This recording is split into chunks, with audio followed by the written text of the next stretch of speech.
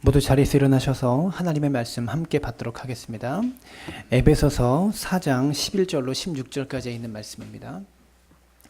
에베소서 4장 11절로 16절까지 있는 말씀입니다. 에베소서 4장 11절로 16절까지 있는 말씀, 우리 저 한 절 여러분 한 절 함께 교독하도록 하겠습니다.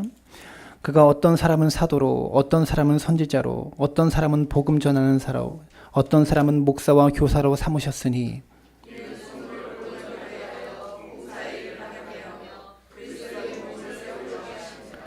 우리가 다 하나님의 아들을 믿는 것과 아는 일이 하나가 되어 온전한 사람을 이루어 그리스도의 장성한 분량이 충만한 데까지 이르리니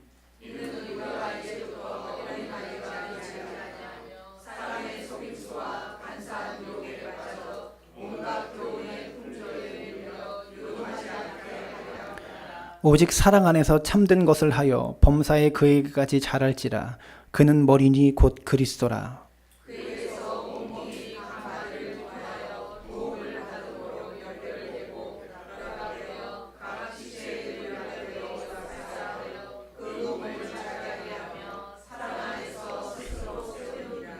아멘.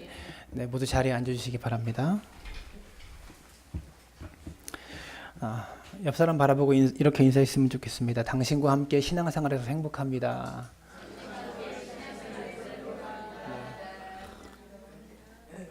네. 꼭 한 사람한테만 하시나 봐요. 양옆에 계신 분들은 좀 하시지. 네. 여러분, 사람마다 자주 부르는 인생의 노래가 있어요. 어떤 유행가가 아니고요. 습관적으로 나오는 인생의 자문과 같은 말들이 있죠. 저희 할머니는 태어나면 고생이요. 이 말을 인생의 노래처럼 이렇게 말씀하고 사십니다. 또한 선생님들이 학생들을 가르칠 때 가장 중요시 여기는 것들이 분명히 있죠. 여러분의 인생 속에서는 어떤 말들이 인생의 노래처럼 혹은 인생의 잠언처럼 그렇게 불려지고 있습니까? 제 평생에, 그리고 제 설교에, 그리고 저의 삶과 저의 인생의 경험에, 그리고 제 가슴 깊은 곳에서 반복적으로 불러주고 있는 노래가 있어요. 그 노래는 교회 사랑이라는 노래입니다. 저는 주님이 기뻐하시는 교회를 보고 싶고, 우리 사랑나무 교회를 하나님이 기뻐하시는 교회로 세워가고 싶은 간절한 소망과 꿈이 제 속에 있다라는 거죠. 어려서부터 교회에서 자랐고 교회의 보살핌을 받으면서 성도님들의 보살핌을 받으면서 자라왔고 지금껏 성장해왔고 이제는 교회를 위한 일꾼이 되기 위해서 목사가 되었습니다. 저는 지금도 교회를 위해서 일하고 있고 또한 교회가 저를 먹여주고 입혀주고 재워주고 있어요. 사랑하는 여러분, 교회는 어떤 존재입니까? 여러분에게 교회는 무엇입니까? 교회가 이런 모습이 있을 수 있고 또 저런 모습이 있을 수가 있어요. 그러나 어떠한 모습을 가지고 있든지 교회는 다 교회라고 불려집니다. 여러분, 사람이요, 사람답게 살든지 아니면 사람답게 살지 못하든지 사람이 다 사람으로 불려지듯이 말입니다. 교회도 마찬가지죠. 다 교회라고 부릅니다. 그러나 다 교회라고 부르지만 교회다운 교회가 있고 교회답지 못한 교회도 분명히 이 땅에 존재한다라는 거죠. 사람이 사람다운 삶이 있어요. 사람다운 삶을 살아가면서 사람이라 불려지는 사람이 있고 사람답지 못한 인생을 살면서 사람이라 불리는 사람이 있다라는 거죠. 교회도 이것과 같이 될 수 있다라는 겁니다. 제게 꿈이 있다면 저는 우리 사랑나무 교회를 교회다운 교회가 되길 원합니다.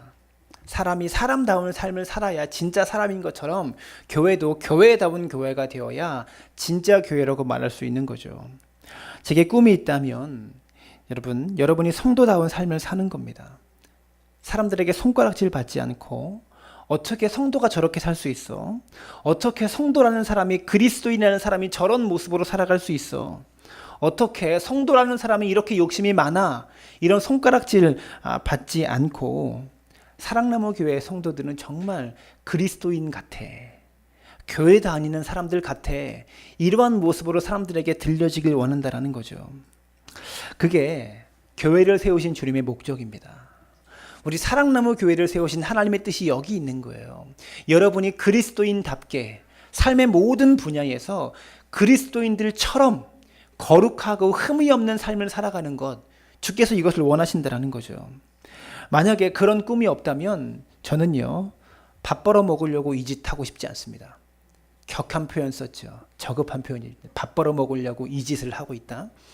여러분, 그런데 이게 짓이 될 수 있어요. 목사 일이 먹고 살기 위해서 하는 짓이 될 수 있다는 겁니다. 먹고 사는 것보다 하나님이 기뻐하시는 교회, 하나님이 기뻐하시는 성도를 세우기 위하여 하나님께서 제게 주신 꿈과 비전과 사명이 분명히 저에게 있다는 겁니다.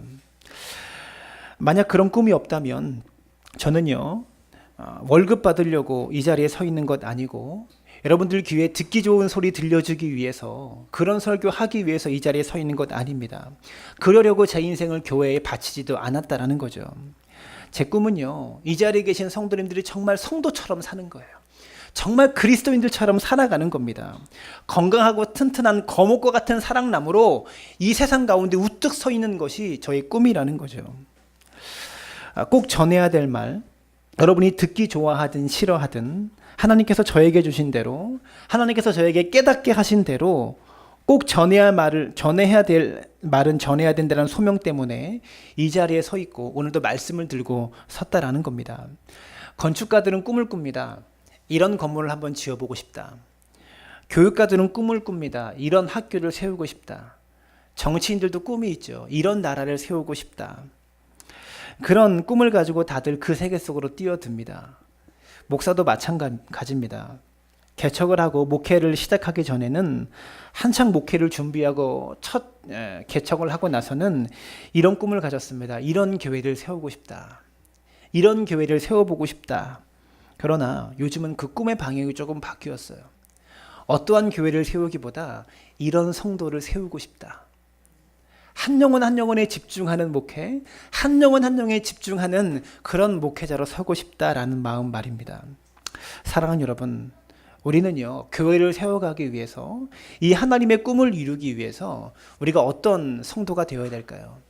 우리가 어떻게 모여서 교회를 이루어야 하나님께서 기뻐하실까요? 독자적으로 혼자서 선교 활동을 하시는 한 선교사님께서 유명한 목사님을 찾아와서, 대형교회의 유명한 목사님을 찾아와서 면담을 요청했습니다.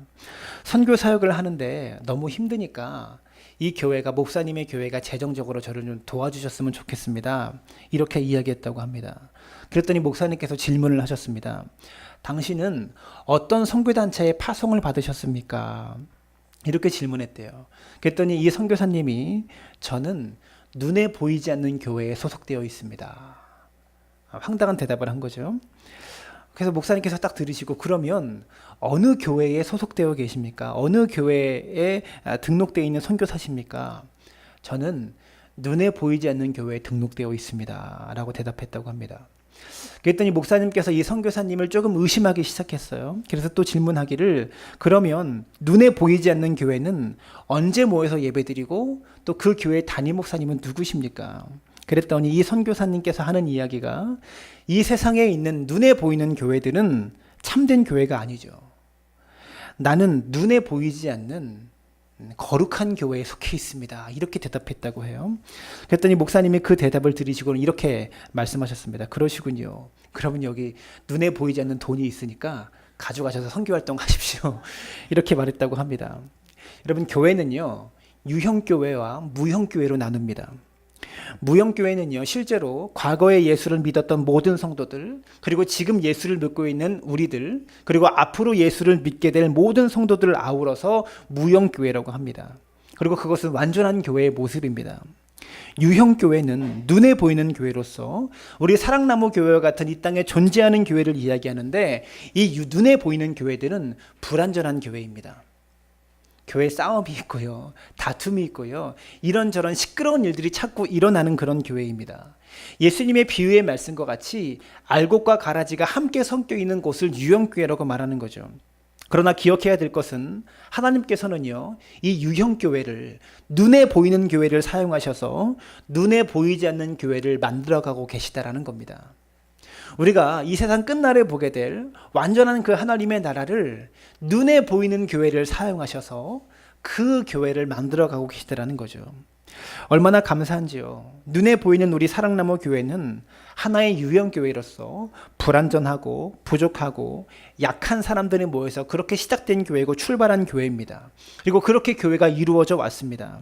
그런데 하나님께서는요, 이 불완전한 유형 교회를 사용하셔서 많은 사람들에게 복음이 증거되게 하셨고 지역 사회를 변화시키고 만들어가게 하시고 계시다라는 거죠. 선교 역사를 만들어 가셔서 눈에 보이지 않는 전 우주적인 무형 교회를 눈에 보이는 교회를 통해서 세워가고 계시다라는 사실입니다. 그러므로 우리 눈에 보이는 유형 교인이 된 우리들은요, 하나님께서 세워주신 이 교회를 더욱더 건강하게 세워가야 될 책임이 있다라는 겁니다. 그러면 저 여러분이 함께 세워가야 할 건강한 교회의 모습은 어떤 모습일까? 첫 번째로 건강하게 세워져 가는 교회는 그리스도를 닮아가는 교회입니다. 주님 닮아가는 교회의 모습이다라는 거죠. 오늘 본문의 말씀 13절 말씀 함께 읽습니다. 시작. 우리가 다 하나님의 아들을 믿는 것과 아는 일에 하나가 되어 온전한 사람을 이루어 그리스도의 장성한 분량이 충만한 데까지 이르리니. 또한 15절 말씀 함께 읽습니다. 오직 사랑 안에서 참된 것을 하여 범사에 그에게까지 자랄지라. 그는 머리니 곧 그리스도라. 13절은요, 교회를 이루고 있는 한 사람 한 사람의 성장 목표에 대해서 말해주고 있다면 15절은 공동체의 성장 목표를 말해주고 있는 거예요. 근데 이 두 가지가 동일합니다. 성도 한 사람 한 사람의 개인적인 성장 목표나 공동체의 성장 목표나 동일하다라는 거죠. 우리가 각자 신앙생활하는 궁극적인 목표가 어디 있는가? 그것은 그리스도의 장성한 분량에 충만한 데까지 이르는 것이, 그것이 신앙생활의 목표라는 것이죠. 즉 예수를 닮아가는 것이 우리가 신앙생활하는 이유와 목표라는 겁니다. 우리가 함께 모여서 예배하는 이 교회가 가지고 있는 교회 성장의 궁극적인 목표가 무엇입니까? 예수 그리스도에게까지 자라가는 것이 우리 사랑나무 교회가 추구해야 될 성장의 목표라는 겁니다. 왜 그렇습니까? 예수님께서 교회의 머리가 되시기 때문에 그렇습니다. 교회의 주인과 교회의 머리가 예수 그리스도시고, 여러분 한 사람의 인생과 여러분 한 사람의 머리가 되시는 분이 예수 그리스도이시기 때문에 저와 여러분은 예수 그리스도를 닮아가는 것이 신앙생활의 목표가 되어야 한다는 거죠. 이 이야기를 다른 말로 바꾸면 교회가 큰 교회가 되고 대단한 일을 이루어 놓은 것이 중요한 것이 아니라 이 일을 감당하는 동안에, 우리 사랑나무 교회가 이 땅에 존재하는 동안에 내 자신이 얼마나 예수님을 닮게 되었는지, 내게 얼마나 변화가 있었는지, 개인적으로 교회적으로 이 일을 감당하는 동안에 얼마나 개인과 교회가 예수를 닮아가고 있는지, 이게 중요하다라는 겁니다. 이게 우리의 성장 목표입니다. 이것이 성도 한 사람이 추구해야 될 성장의 목표이고, 이것이 교회가 추구해야 될 성장의 목표라는 것이죠. 그러므로 우리가 신앙생활하면서 다른 사람과 비교할 것 없습니다. 왜냐하면 우리의 목표는 다른 사람보다 인정받고 다른 사람보다 칭찬받는 것이 아니기 때문에 그렇습니다. 교회를 보면서 다른 교회와 비교할 것도 없다라는 겁니다. 왜냐하면 교회의 목표는 어떠한 교회보다 칭찬받고 인정받는 것이 교회의 목표가 아니기 때문에 그렇습니다. 하나님께서 우리를 불러주시고 교회의 지체가 되게 하셨고, 또한 개인적으로 교회적으로 우리가 함께 이 눈에 보이는 교회를 완전한 교회로 세워가기를 원하셨다라는 거죠. 두 번째로 건강하게 세워져 가는 교회는요, 말씀 안에서 흔들리지 않는 교회를 건강하게 세워져 가는 교회라고 말할 수가 있는 겁니다. 모든 생명체가 건강하게 성장한다라는 것은요, 요동함이 없는 겁니다. 나무가요, 뿌리가 흔들리면 줄기와 가지는 흔들릴 수 있죠. 근데 뿌리가 흔들리면 그게 건강한 나무라고 말할 수가 없는 것입니다. 건강하게 자라는 나무는요, 뿌리가 깊어야 합니다. 든든히 세워지는 인격은 그 삶의 뿌리가, 인격의 가치가 그 인격이 삶의 뿌리에 든든히 내려져야 한다라는 거죠. 그런데 새로운 교훈과 새로운 가르침이 나타날 때마다 여기저기 전전긍긍하면서 돌아다니는 사람들, 여러분 신앙과 믿음과 인격이 뿌리 내릴 시간이 없는 거예요. 흔들리기가 쉽습니다. 그래서 너무나 안타깝게도 잘못된 곳에 빠져들어가고요, 어떤 분들은 이단에 빠지는 분들도 있다라는 겁니다. 진리를 바로 깨닫고 진리의 말씀인 하나님 말씀 안에 뿌리를 내리고 확고한 신앙을 가지고 성장하는 것, 여러분 신앙생활의 터전이라고 할 수 있는 교회에 여러분의 믿음의 뿌리, 신앙의 뿌리가 확고하게 내려져서 그 뿌리와 함께 성장해 가는 것, 이것이 건강한 성장이라고 말할 수가 있다는 겁니다. 사랑하는 여러분, 교회 쇼핑하지 마십시오. 교회 쇼핑하지 마시고 교회 안에서 신앙이 뿌리 내리는 것이 가장 중요하다는 겁니다. 그래서 우리는 먼저 말씀의 지식을 가져야 됩니다. 예수님께서 승천하실 때 제자들에게 성령이 너희에게 주어질 것이다, 성령을 내가 너희에게 보낼 것이다 라고 말씀하실 때 요한복음 14장 26절의 말씀 함께 읽습니다. 시작. 보혜사 곧 아버지께서 내 이름으로 보내실 성령, 그가 너희에게 모든 것을 가르치시고 내가 너희에게 말한 모든 것을 생각나게 하시리라.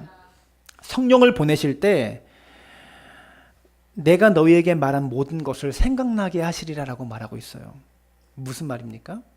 가르침을 받지 않으면 생각날 게 없다는 말입니다.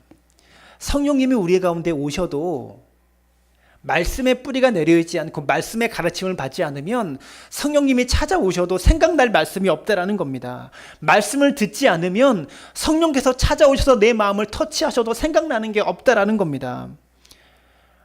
저는 그것을 설교할 때마다 느껴요. 설교를 막 하다 보면 성령님께서 나를 만지셔가지고요, 이 말씀을 증거해라라고 하실 때가 너무 많아요.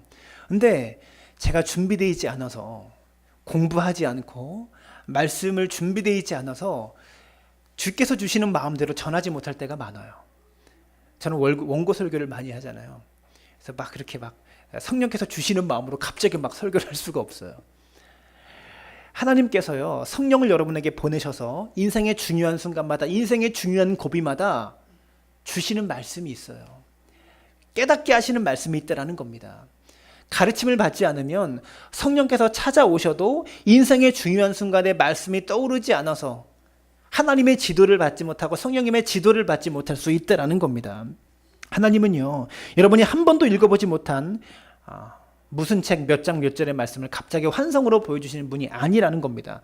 아니라고 말하면 안 되죠. 그렇게 역사하실 수도 있지만 하나님은 대부분 그렇게 말씀하시지 않는다라는 겁니다. 늘 말씀을 가까이 하면 인생의 중요한 순간에 성령께서 여러분의 마음을 터치하셔서 말씀이 떠오르게 하시고 생각나게 해주신다라는 겁니다.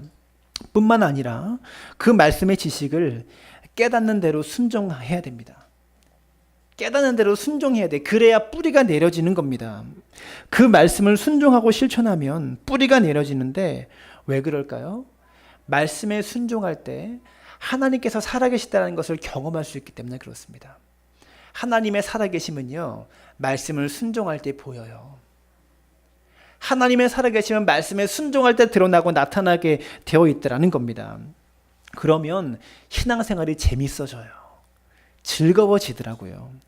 정말 이 말씀대로 이루시는구나, 하나님의 능력은 변함이 없으시는구나, 여러분 이게 삶의 체험이 된다는 겁니다.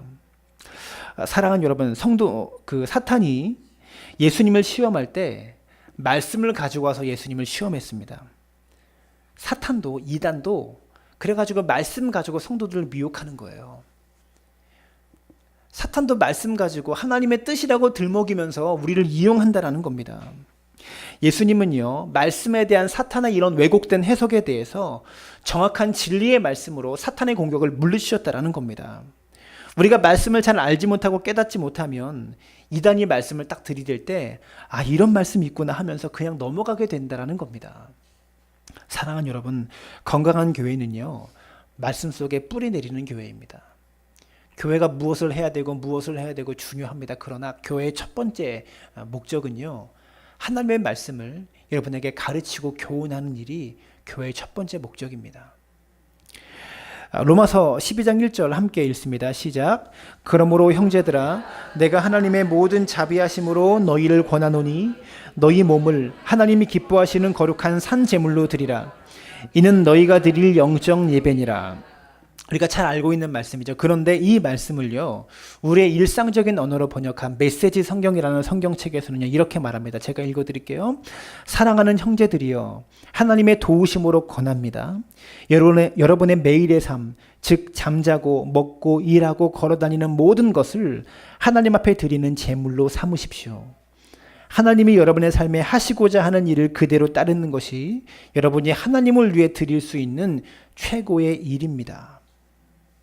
우리가 하나님을 위해서 무엇을 해드릴까? 내가 어떤 큰 사역을 감당할까? 내가 어떤 공로를 이뤄볼까? 이런 생각 많이 합니다. 그런데 하나님의 말씀 속에서 우리에게 주시는 메시지는요, 하나님이 여러분의 삶에 하시고자 하는 일을 그대로 따르는 것이 여러분이 하나님을 위해서 드릴 수 있는 최고의 일입니다. 이렇게 말하고 있다는 겁니다. 우리가 하나님께 드릴 수 있는 최고의 헌신은 여러분이 매덕에 건축 헌금을 하는 것도 아니고 교회를 위해서 밤낮 와가지고 수고하는 것도 아니고 주의 말씀에 순종하고 이 말씀을 따르며 지키며 살아가는 것이 여러분이 하나님께 드릴 수 있는 최고의 헌신임을 기억할 수 있게 되기를 주님의 이름으로 축원합니다.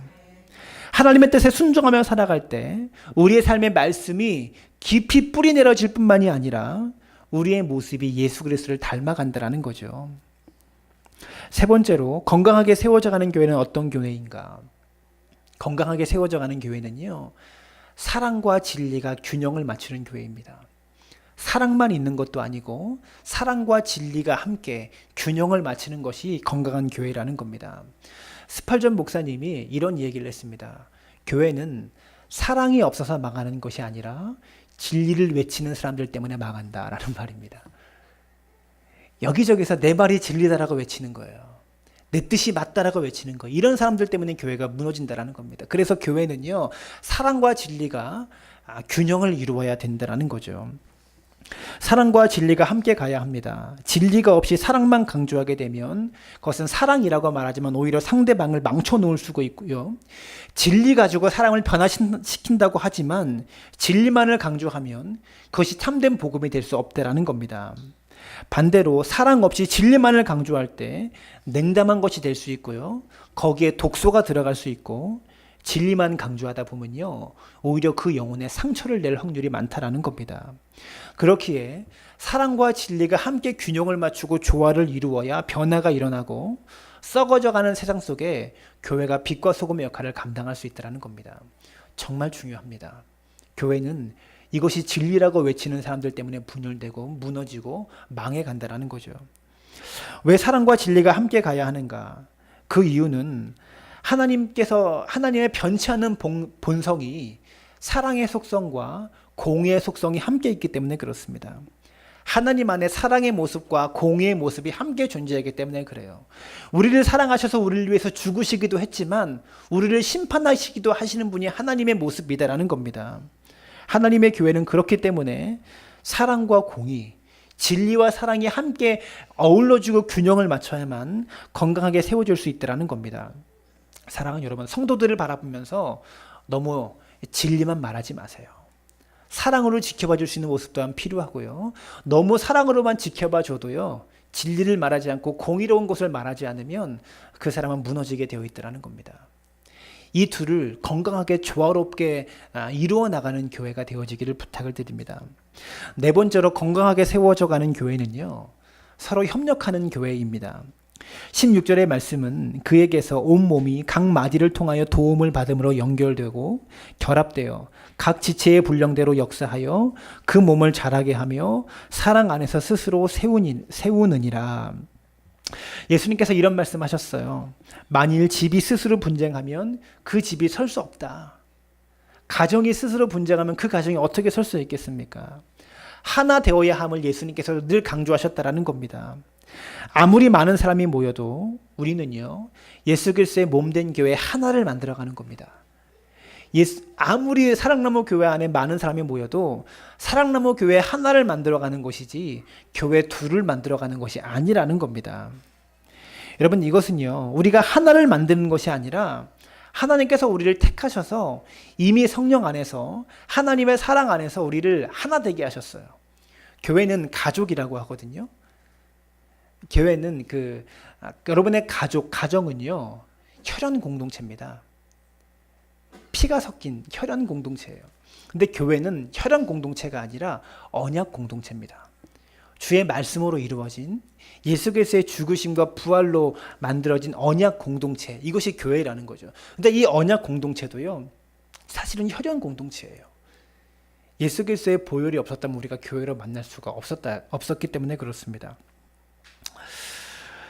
그러므로 우리가 행할 일은요, 이미 예수님께서 우리를 하나로 만들어 주셨어요. 이 하나됨을 힘써 지켜가는 일이 우리가 힘써야 될 일이라는 겁니다. 우리의 하나됨을 사랑나무 교회로 묶여있는 이 하나됨을 힘써 지켜가는 것, 우리가요 하나 되기 위해서 노력해야 되는 게 아니에요. 이미 하나로 묶어주셨다라고요. 에베소서 4장 3절은 이렇게 말합니다. 평안에 매는 줄로 성령이 하나 되게 하신 것을 힘써 지키라. 에베소서 말씀은 교회에 관한 말씀입니다. 다 교회가 주제예요. 근데 뭐라고 말하냐면 성령이 하나 되게 하신 것을 힘써 지켜라. 하나를 만들어라가 아니라 이미 하나 되게 한 것을 지켜라라고 말씀하고 있더라는 겁니다. 사랑하는 여러분, 우리가 우리의 하나됨을 지켜갈 수 있게 되기를 바랍니다. 아무리 힘들어도 아무리 어려워도 우리 각 한 사람 한 사람은요 예수 그리스도의 보혈의 피로 다 묶여져 있어요.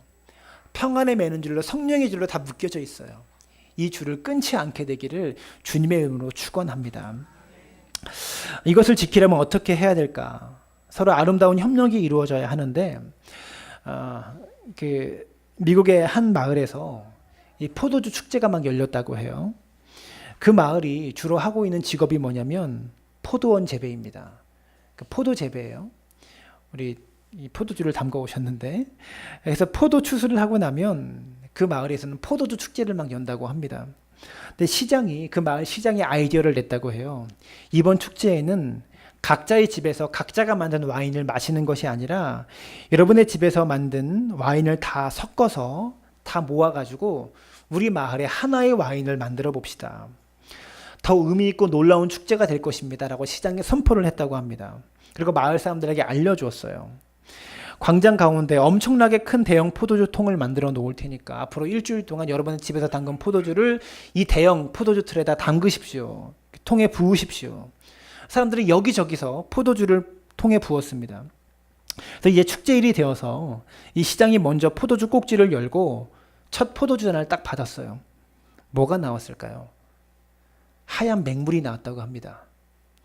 왜 그러냐면 수많은 사람들이 와인을 갖다가 붓는데 나 하나쯤 맹물 붓는다고 뭐 표시가 날까 생각해가지고 다 물만 갖다 부은 거예요. 그래서 포도주는 안 나오고 물만 나왔다고 하는 것이죠. 여러분, 그런 동네가 아무리 포도주가 추수를 이루고 수확이 잘 된다고 하더라도 행복한 마을이 될 수 있겠습니까? 다 자기중심적으로 자기 것은 아깝고 다른 사람의 것은 써도 된다고 생각하는 그런 마을이기 때문에 행복한 마을이 될 수 없는 거죠. 사랑하는 여러분, 교회도 마찬가지입니다. 일하는 사람 따로 있고 구경하는 사람 따로 있는 곳이 교회가 아니에요. 헌신하는 사람 따로 있고 지켜보는 사람 따로 있는 곳이 교회가 아니에요. 여러분 모두가 교회의 주인공입니다. 우리 모두가 교회를 세워가는 사람들이더라는 거죠. 하나님께서는요, 우리를 예수 그리스도 안에서 택하셔서 그리스도의 몸된 교회의 각 지체가 되게 하셨습니다. 우리 몸에 어떤 지체라도 쓸모없는 곳이 없듯이 교회에 지체된 우리는요, 우리 모두가 그리스도의 몸을 세워가는데 각자에게 맡겨진 사명이 분명히 있다는 겁니다. 서로가 하나 되어 협력하면서 각자 지체 역할을 감당할 때 사랑으로 연결되어서 그리스도의 몸을 세워가는 교회, 이게 건강한 교회의 모습이다라는 겁니다. 그 교회를 통해서 무형교회를 자라나게 하시고 구원의 열매를 더 맺어가신다라는 겁니다. 말씀을 맺으면서 이 이야기로 결론을 짓고 싶습니다. 한 교회 전도사님이 여름 선교학교를 진행하는데 마지막 날 폐회 예배를 드리면서 이런 설교를 했다고 합니다. 여름 선교학교 주제를 딱 맞추어서 우리가 함께 세우는 교회라는 주제의 설교를 이 폐회 예배 때 이제 아이들에게 도전을 주기 위해서 했다고 해요. 이제 막 설교를 시작하려고 하는데 처음 오는 학생이 이 폐회 예배 때 들어온 겁니다. 너무 반가워가지고요, 이 학생을 소개할까 말까 고민하다가 보니까 이 학생의 팔이 한쪽이 엎드립니다. 팔이 한쪽이 없는 것이었어요. 그래서 전도사님이 괜히 이 학생을 앞에 불러서 소개했다가 이 학생이 부끄러움을 당하고 상처를 받을 것 같아서 그냥 소개하지 않고 예배를 진행했다고 합니다. 이 아이는 어느 여학생 옆에 앉아서 예배를 드리고 있었어요. 전도사님이 새로운 아이가 오니까 힘이 나가지고요. 준비한 메시지를 거의 막 침을 토하면서 이렇게 설교를 전했다고 해요. 그래서 마지막 결론에서 이런 설교를 했다고 합니다.